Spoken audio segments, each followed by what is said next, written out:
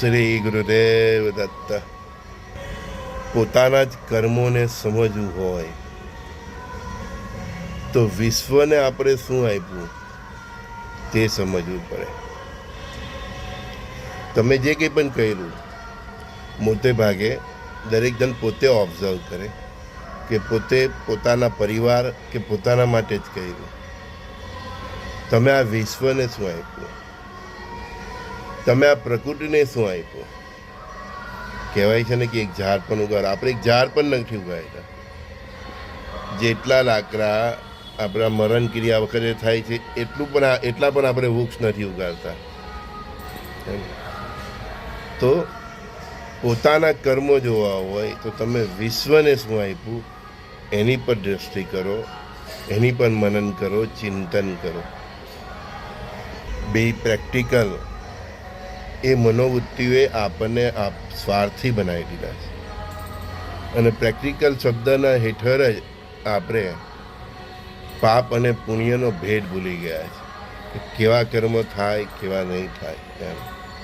મૂળ શબ્દ અમુક શબ્દો અને અમુક પ્રકારનું જીવન જીવવાને કારણે બી પ્રેક્ટિકલ કે જેવા સાથે તેવા આપણે આપણી સંસ્કૃતિ અને સંસ્કારથી દૂર થઈ ગયા છે.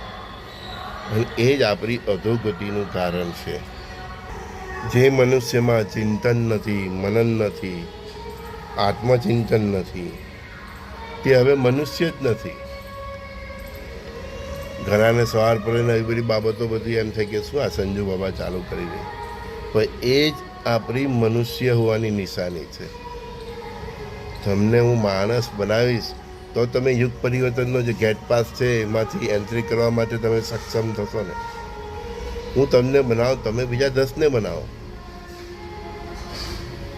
દરેકને માણસ બનાવો. માણસ બનશો તો તમે તરી જશો. શંકાશીલ અને સંદેહવાળા સ્વભાવથી પર થાવ.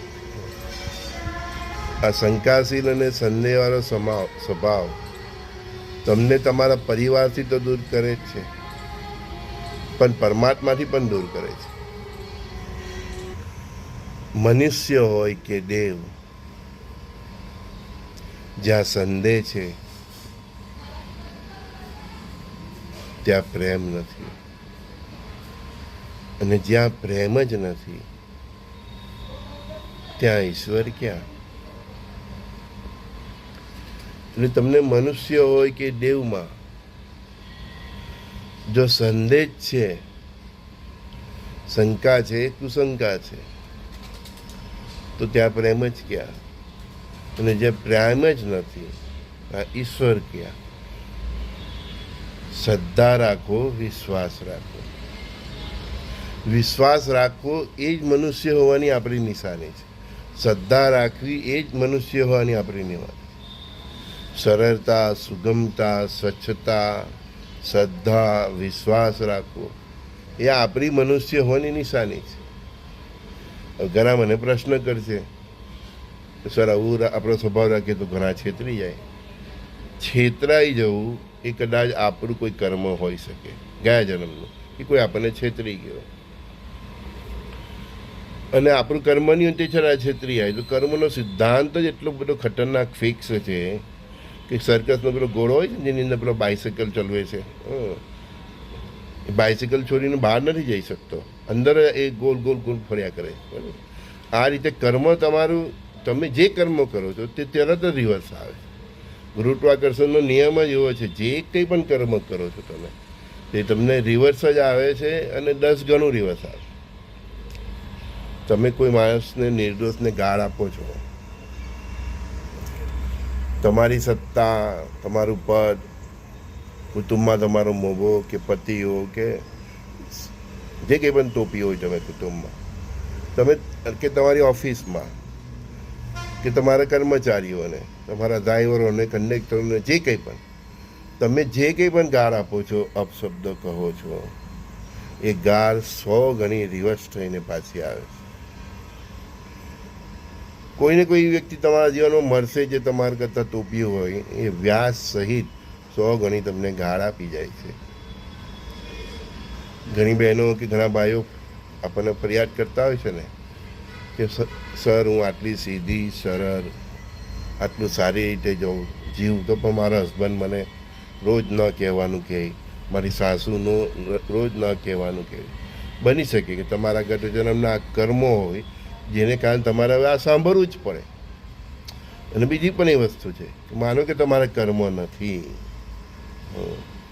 માનો કે તમારા કર્મો નથી, તે છતાં પણ તમારો પતિ કે તમારી સાસુ કે સસરા કે બેન બનેવી કે કોઈ પણ જો તમને અપશબ્દો કન્ટિન્યુઅસ કહે છે, ન બોલવાનું કહે છે, તો જ્યાં સુધી એનું પુણ્ય છે ત્યાં સુધી એ તમને કહેશે. પછી એ વ્યક્તિનો અંત આવી જ જશે. એનો પરમાત્મા ઇન્સાફ કરે જ છે. બસ તમે કોઈ રિવર્સમાં તમે શાંતિથી જ જવાબ આપજો. જો તમારો કોઈ વાંક નથી, ગુનો નથી, તમે શાંતિથી જ જવાબ આપજો.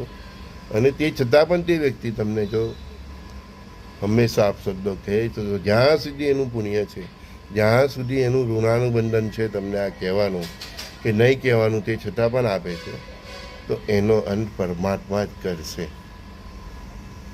મારી આ રીતની શીખ પ્રમાણે જે લોકો વર્તન કર્યું છે, મારું સાંભળ્યું છે, એમને રિઝલ્ટ પણ મળ્યું છે. પરમાત્માએ એમનો ઇન્સાફ કર્યો જ છે.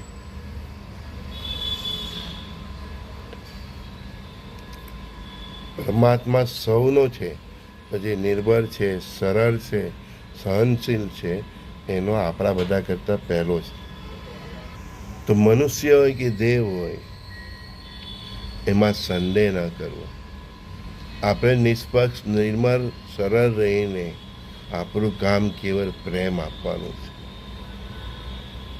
સમગ્ર જગતને પ્રેમ આપવું, એનું પ્રેમથી સિંચન કરવું, એ જ મનુષ્યનું કર્તવ્ય છે. આપણો જન્મ જ આપણી સાથે આજુબાજુ રહેલા જેટલા પણ મનુષ્ય છે એને સુખ આપવા માટે, સુખાકારી માટે છે. દાખલા કે તમે તમારું ઘર છે, તમારા આંગણામાં તમે ફળ ફૂલ ઉગાડો તો એની મહેકથી આજુબાજુને વાળાને પણ એની મહેકથી સુગંધ મળે. તમારી વાડી છે, તેમાં તમે ફળ ફ્રૂટ ઉગાડો, ફૂલ ઉગાડો, એમાંથી તમે થોડું આજુબાજુવાળાને પણ આપો. એમ આપણો જન્મ જ, આપણે ભલે એનો વેપાર કરતા, વેપારનો જમાનો છે, ભલે વેપાર કરતા, પણ આજુબાજુવાળાને પણ ફળ ફ્રૂટ આપવા.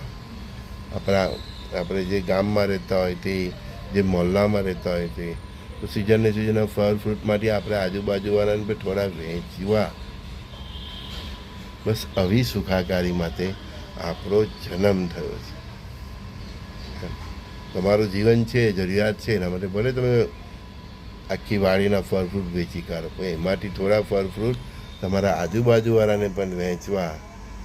આવી સુખાકારી માટે આપણો જન્મ થઈ ગયો છે.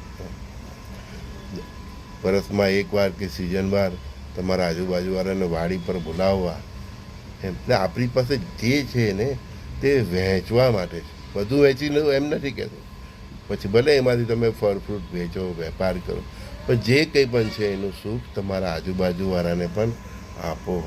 તમે રહો છો ત્યાં પણ એવી રીતના રહો કે તમારા કારણે પણ આજુબાજુવાળાને સુખ અને શાંતિનો અનુભવ થાય, તો એ મનુષ્ય છે.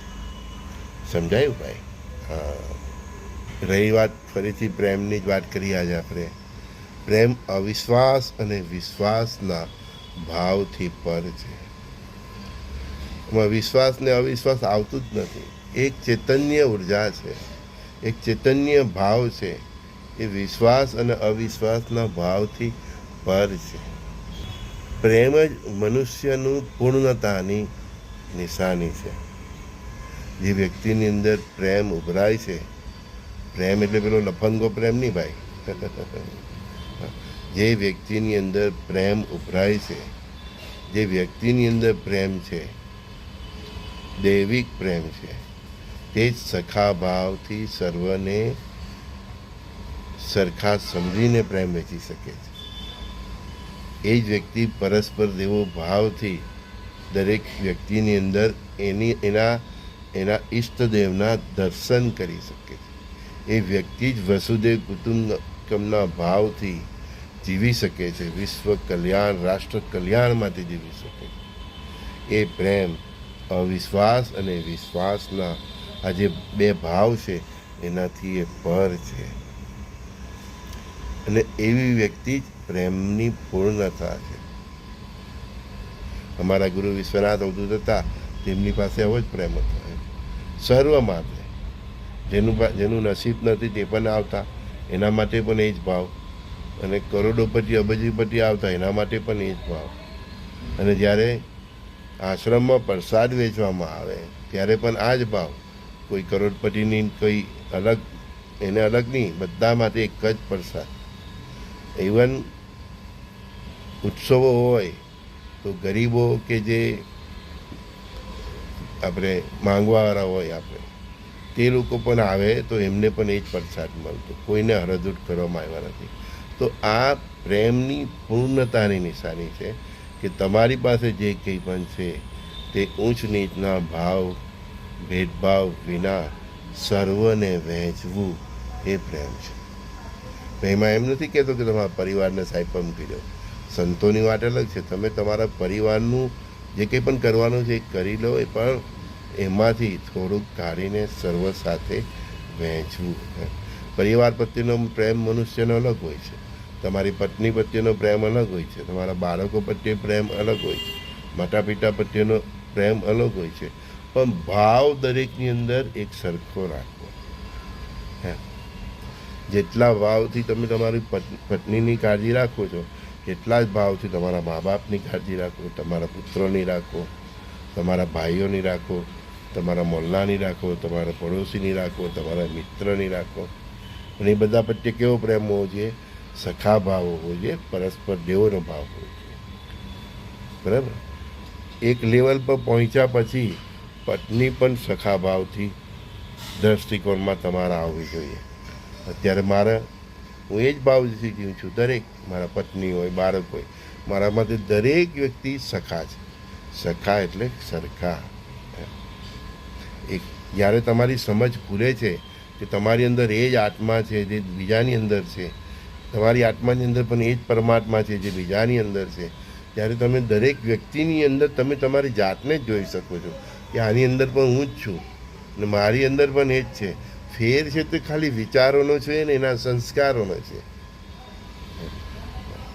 એને એ રીતના સંસ્કારો મળ્યા હોય, એ રીતે એનું વર્તન હોય, એનું ચિંતન એ રીતનું હોય, એટલે એના વિચારો હોય. પણ આપણી પાસે જો ભાવ હોય, આપણા હૃદયમાં ભાવ હોય, પ્રેમ હોય, લાગણી હોય, સખા ભાવ હોય, તમારી અંદર પરસ્પર દેવોનો ભાવ જાગૃત થઈ હોય, તો તમારી આજુબાજુ કોઈ પણ હોય, ભલે એના વિચારો અલગ હોય, એની રહેણી કહેણી અલગ હોય, તમે દરેક વ્યક્તિની અંદર તમારા જીવનનો પ્રભાવ પાડી શકો છો.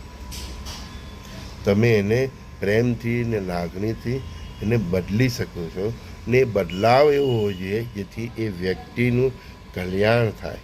પ્રેમ કોઈ વ્યક્તિની અધોગતિ કરે, એનું પતન કરે, એના ચરિત્રનું પતન કરે, એ પ્રેમ નથી ભાઈ, એ વાસના છે. પ્રેમ હંમેશા સર્જન કરે છે. અને એ જ પ્રેમને કારણે પરબ્રહ્મ પરમાત્માએ આ બ્રહ્માંડને સર્જન કર્યું. સમજાયું? એ તો ઘડી ઘડી પૂછે, તું મને કેટલો પ્રેમ કરે છે? પ્રેમમાં પ્રશ્ન જ નથી ભાઈ, પ્રેમમાં કેવળ ભાવ છે, સમજણ છે, સમર્પણ છે, સેવા ભાવ છે. પ્રેમ એ જે દરેક વ્યક્તિને સુખ આપવા માટે હંમેશા એનું હૃદય તડપતું હોય છે. એની અંદર કરુણા છે. તો શું કહ્યું મેં? પ્રેમ અવિશ્વાસ અને વિશ્વાસના ભાવથી પર છે. પ્રેમ એ પૂર્ણતા છે, એટલે સર્વે ભાવથી પર છે. એટલે પ્રેમમાં પ્રશ્નો નથી, કેવળ ભાવ છે, સમજણ છે. એટલે પ્રેમનું મૌન પણ સમજાય છે. જ્યાં સંદેહ નથી તે દરેક સંબંધ પ્રેમમય છે. પછી એ સંબંધ કોઈ વ્યક્તિ પ્રત્યે હોય, તમારા પરિવાર પ્રત્યે હોય કે પરમાત્મા પ્રત્યે હોય. સંજય બોડીવાલાના પ્રાતઃકાળના આ પ્રેમમય સત્સંગમાં સૌરે બેન દીકરીઓ પ્રણામ, ભાઈઓ મારા માતા પિતા સમ જે પણ વડીલો છે, ગુરુ સમજે છે, એ સર્વે સખાઓ મિત્રોને પ્રણામ. શ્રી ગુરુદેવ દત્ત.